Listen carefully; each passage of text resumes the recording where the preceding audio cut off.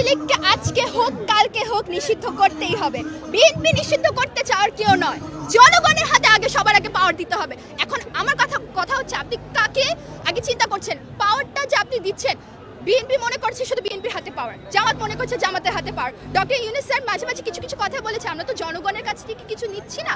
মানে আমার কথাটা একটু যদি ভুল হয় আপনি আমাকে বলতে পারেন। উনি বলেছেন এই যে আমরা কয়েকজন যে সমাবেশে বসছি, এই সমাবেশে যে আমরা যারা বসছি, এই সমাবেশে মানুষজনের উপরে নির্ভর করে আমরা একটা দলকে নিষিদ্ধ করব কি করব না। কিন্তু এখানে কিন্তু কোনো ভোটিং সিস্টেম হচ্ছে না। তারা বিএনপির এক একজন এমপি এক এক ধরনের কথা বলেন। মির্জা ফখরুল স্যার এক এক সময় এক এক কথা বলেন।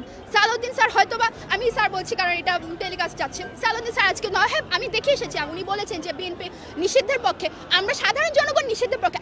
আগে জনসাধারণের কাছ থেকে ভোটটা তো আগে আপনার নিতে হবে। আপনি তো নিচ্ছেন। জামাত ইসলামী শোনেন, আমি হচ্ছে আপনি যদি জামাত ইসলামীও করেন, আপনি যদি বলেন আওয়ামী লীগ আমরা চাই না, আমি আপনার সাপোর্টে। আওয়ামী লীগকে আমরা কোনোভাবেই চাই না, সেটা হোক বাম, সেটা হোক ডানপন্থী, সেটা হোক বিএনপি, সেটা হোক জামাত ইসলামী, আমাদের তাতে কোনো অসুবিধা নেই। কিন্তু কেউ যদি কখনো চিন্তা করে যে আওয়ামী লীগকে এই দেশে আরেকবার নির্বাচনে এনে রাজনীতিতে সুযোগ প্রদান করা সম্ভব, সেটা কখনোই আমরা মানব না।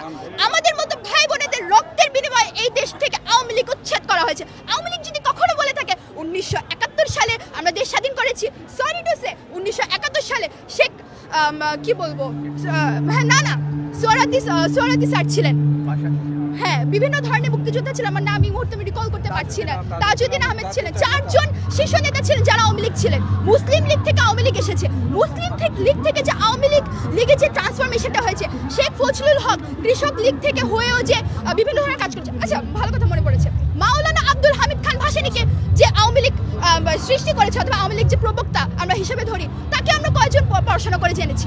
আমরা যদি তাদের ফর্মে যদি একটা রাজনৈতিক মতাদর্শ যদি আমরা পালন করে থাকি তাহলে বলবো Awami League is fine, but Sheikh মুজিবুরের শেখ হাসিনার আওয়ামী লীগ সেটা কখনো আমরা মানবো না, এবং এটাই হয়ে এসেছে এবং এটাকে কখনো আপনারা সহ্য করতে পারেন।